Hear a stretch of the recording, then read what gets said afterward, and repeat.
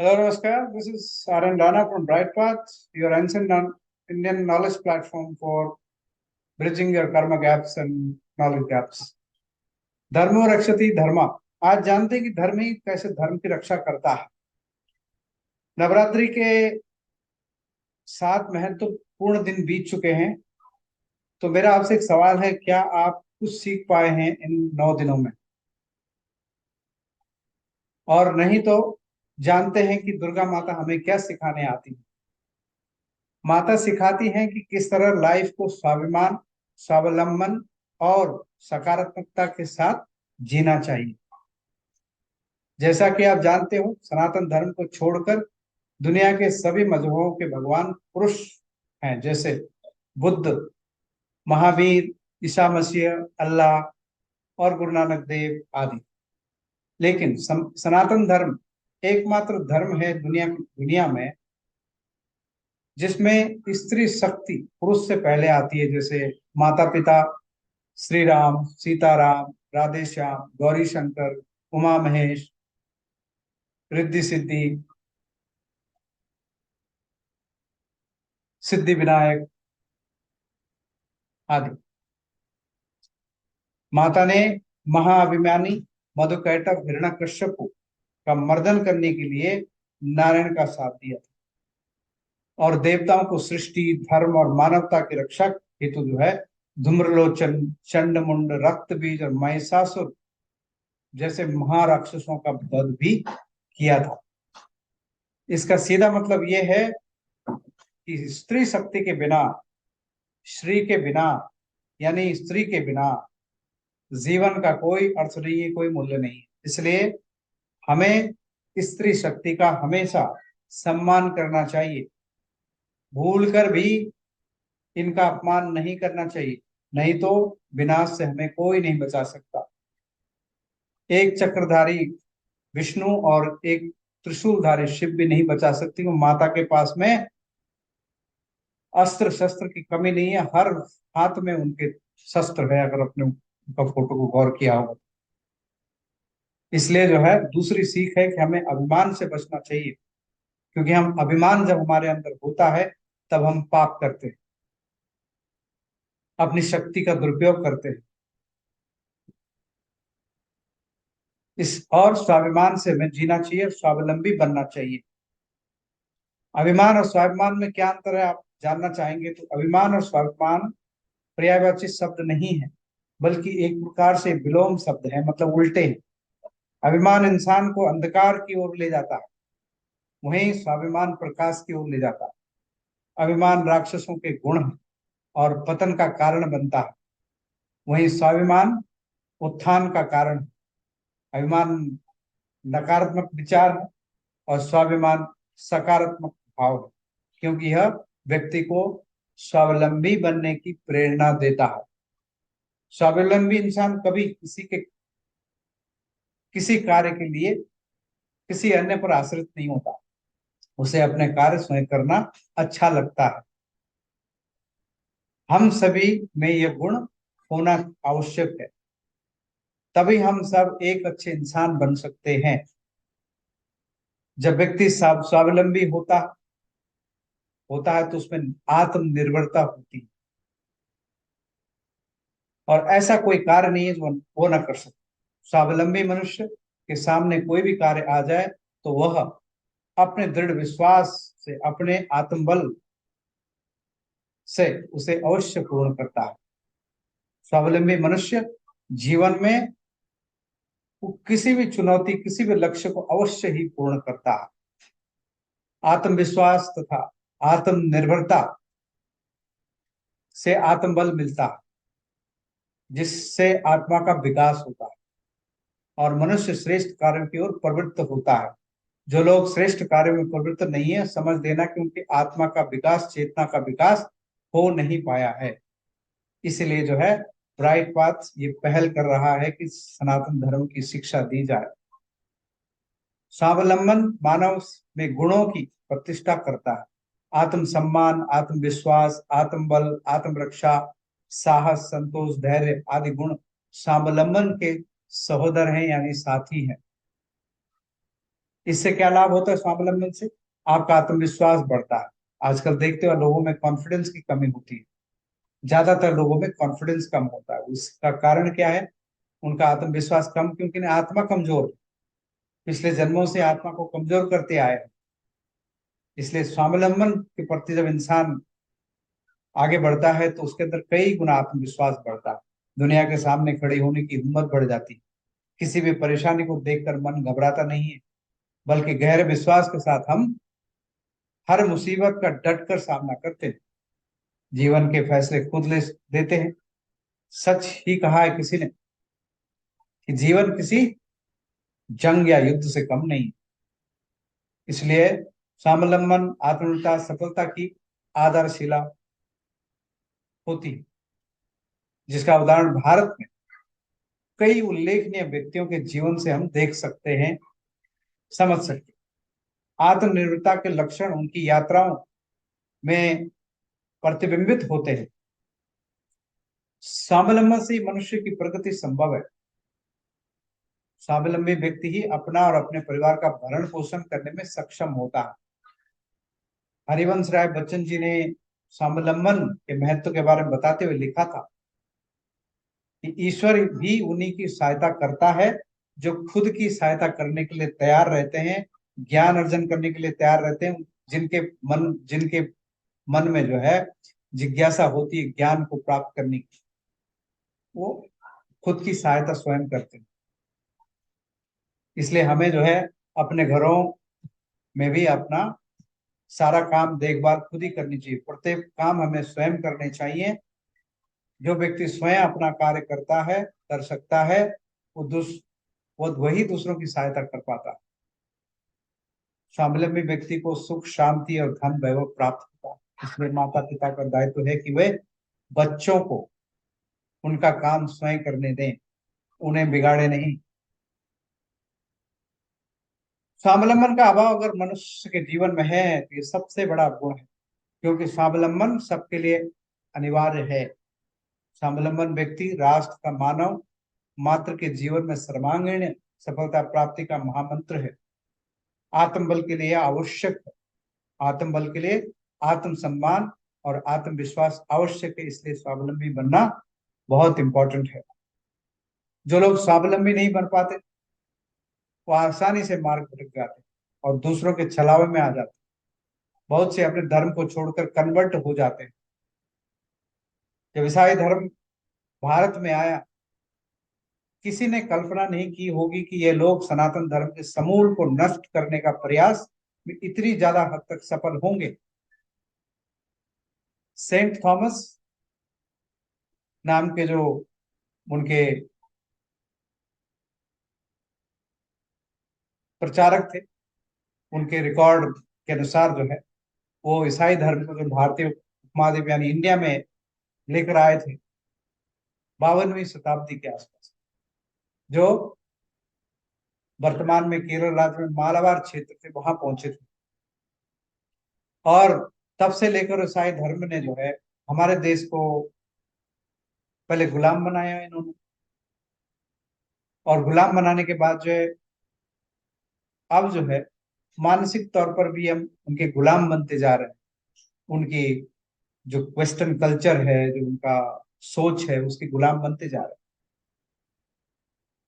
इसी दिशा में जो है क्रिप्टो ईसाई नाम के भी लोग हैं जो कन्वर्ट हो जाते हैं, हिंदू धर्म से कन्वर्ट हो जाते हैं। और लेकिन वो हिंदू धर्म पूरा छोड़ते नहीं, वो हिंदू धर्म में रह करके अपने सारे कार्य करते हैं। अब दिखते हैं कि हिंदू है लेकिन वो हिंदू होते नहीं है, क्योंकि वो क्रिश्चियन बन चुके होते सीक्रेटली।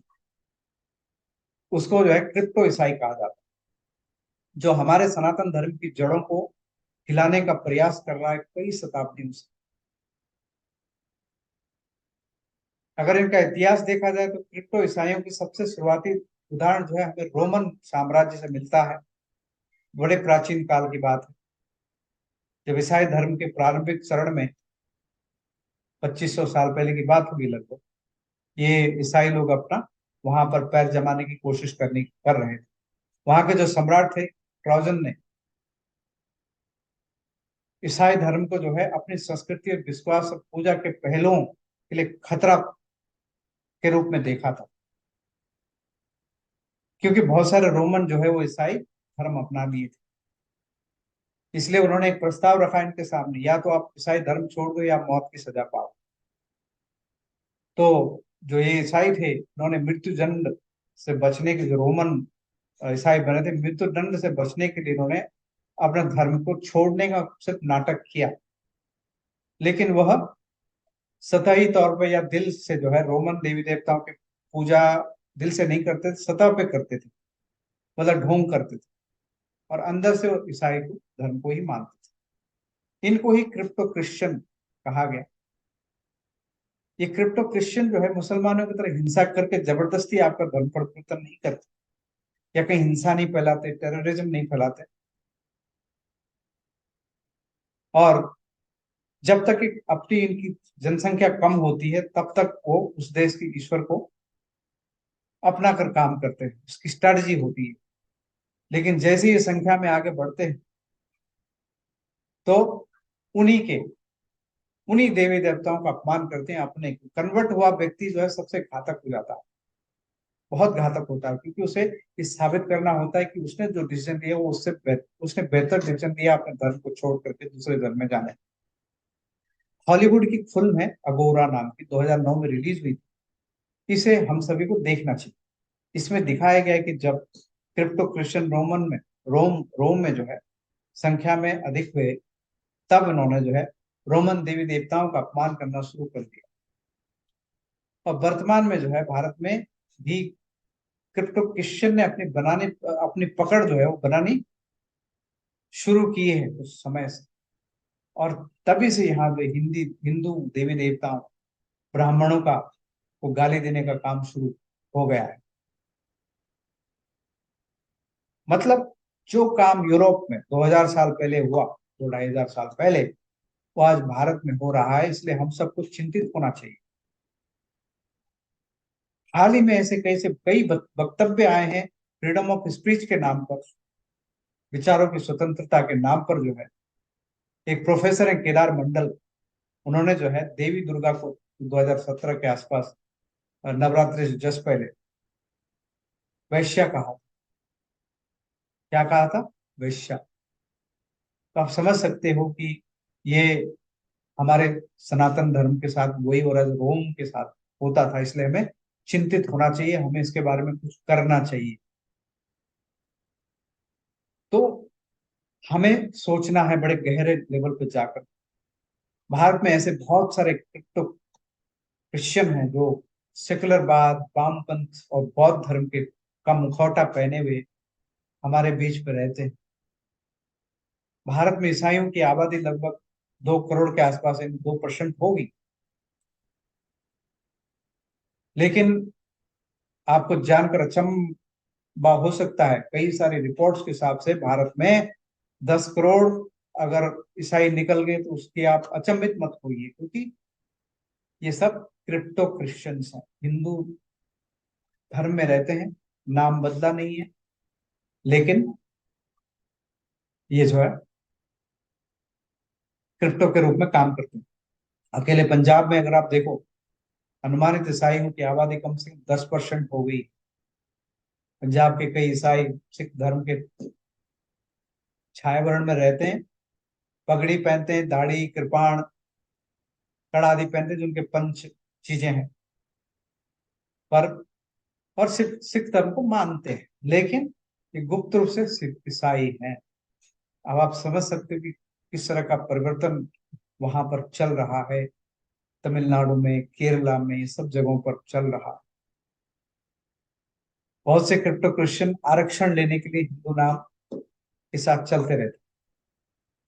इनमें से इनके कई नाम राम, कृष्ण, शिव, दुर्गा आदि भगवानों पर होते हैं, जिन्हें हम पहचान नहीं सकते। सपने में भी हम इन्हें गैर हिंदू नहीं समझ सकते। कई सारे रस्तों पर आपने देखा होगा, ढाबे हैं जो गैर सनातनियों के हैं, लेकिन उनके नाम दुर्गा, कृष्ण, न जाने क्या क्या नाम पर होते हैं। हमारे एक पूर्व के राष्ट्रपति थे जिनका नाम था KR नारायणन। इन्होंने जो है अपना पूरा जीवन जो है दलित बनकर जो है जिया और राष्ट्रपति भी बने। लेकिन जब उनकी मृत्यु हुई, तब जब उन्हें दफनाया गया, तब पता चला कि वो नारायण नहीं था, वो तो क्रिप्टो क्रिश्चियन। तो आप समझ सकते हो इस ये चीज कितनी गहरी है। इसलिए देश में बहुत सारे क्रिप्टो क्रिश्चियन हिंदू नामों को अपनाते हैं और हिंदू नाम से जो है हमला करते हैं, और वो जो है वेटिकन सिटी या बहुत सारे राजनीतिक दलों का जो है एजेंडा चलाते हैं। ये लोग जो है, ऐसा लगता है कि हिंदू ही हिंदू को काट रहा है, मार रहा है, ऐसा लगता है। राजनीतिक में ऐसा होता है। देखो आप संसद भारत में क्या माहौल है। महाराष्ट्र के पालघर जिले में 2020 के कोविड लॉकडाउन के दौरान आपने देखा, आपने सुना कि यहाँ 2 साधुओं, सनातनी साधुओं के भगवा कलर में, उनकी जो है एक बहुत बड़ी भीड़ ने, 400-500 की भीड़ ने उन्हें जान से मार डाला। वो हाथ जोड़े खड़े थे, बिल्कुल नहीं बख्शा गया। क्या मुझे बताया गया कि वो हिंदू, लेकिन वो हिंदू नहीं, कैसे हो सकता है? कोई भी हिंदू किसी भगवा कलर के साधु संत को नहीं मार सकता। भगवा कलर तो छोड़िए, आप सांप को मारने की इजाजत नहीं मेरे धर्म में।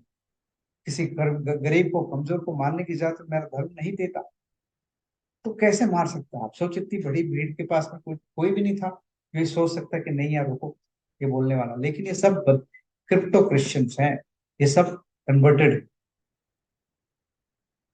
देश के बड़े बड़े राजनीतिक दलों द्वारा पोषित एक बहुत महान और विनाशकारी महामारी, जो धीरे धीरे करके बढ़ रही है और देश के अंदर फैल रही है, जो हिंदुओं और हिंदू सनातन धर्म को का पूर्ण विनाश करने के लिए हमारे देश को अपनी चपेट में ले रहे हैं।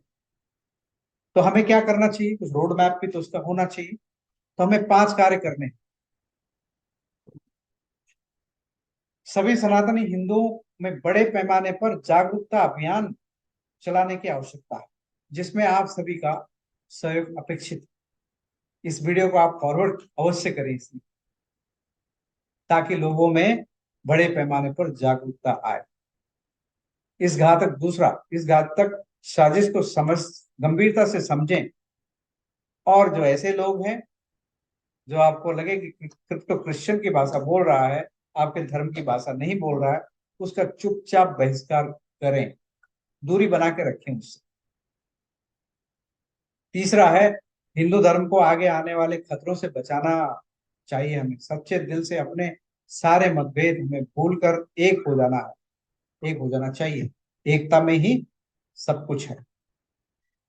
और सोशल मीडिया पर, चौथा नंबर पे, सोशल मीडिया पर या किसी भी मीडिया पर अगर आप हमारे धर्म के खिलाफ, पौराणिक कथाओं के खिलाफ, किसी भी ट्रेडिशंस के किताब ग्रंथों, हमारे जो ग्रंथ हैं, जो हमारी कहानियां हैं, देवी देवता हैं, संस्कृति है, साधु संत हैं हमारे, या हमारे जो लीडर्स हैं, जो सनातन धर्म को मजबूत करने की चेष्टा कर रहे हैं, प्रयास कर रहे हैं, जब भी इन पर आपत्तिजनक टिप्पणी आप देखें, तो उसका पुरजोर आप जो है विरोध करें।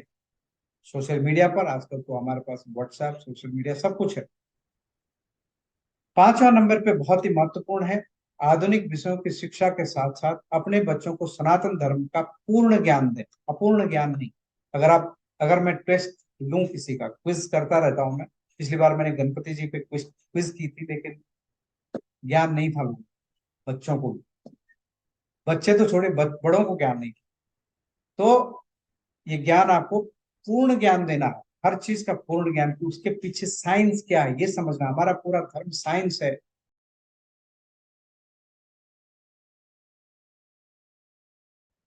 किसी दुनिया के किसी भी धर्म में साइंस समझा ही नहीं, नहीं तो वो दुनिया को चपटी ना कहते। क्या ना कहते? चपटी है दुनिया। आज भी मानते हैं, उनके धर्म ग्रंथों में लिखा है दुनिया चपटी है। अभी तो पाकिस्तान में देख रहा था, जब हमारा चंद्रयान गया, वहां के बच्चे कह रहे नहीं, दुनिया तो चपटी है, यही सिखाते महावीर। तो आप समझ सकते हो कि दुनिया चपटी है। गैलीलियो जब जो है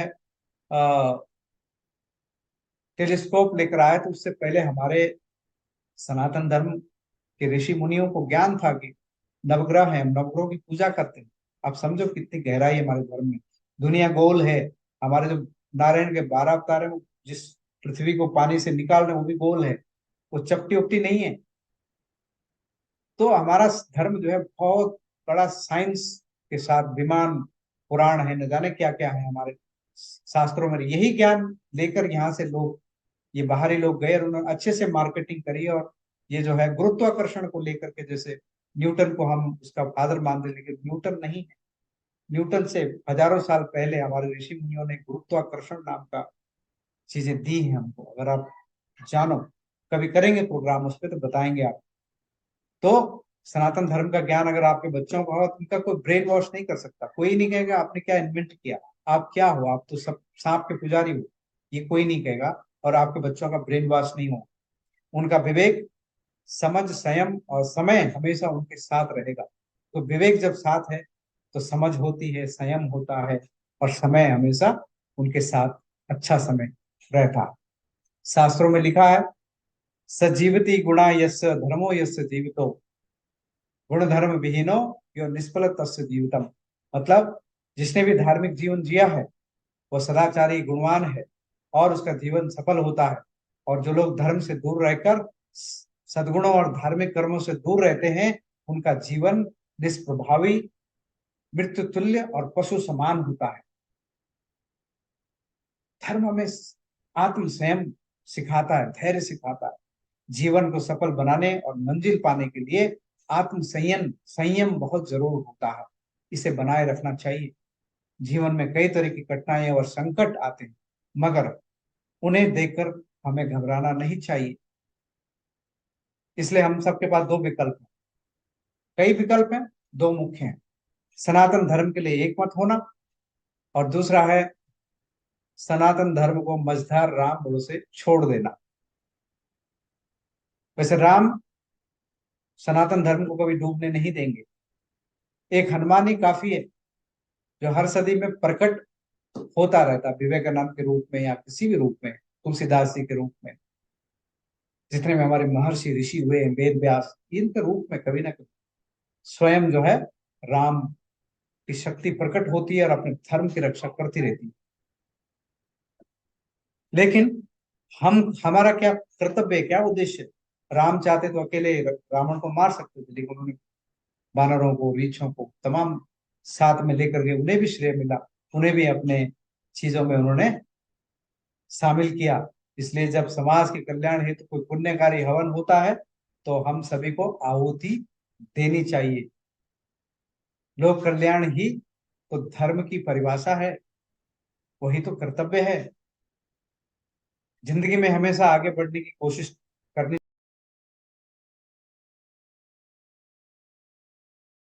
चाहिए, मुड़कर कभी पीछे नहीं देखना चाहिए।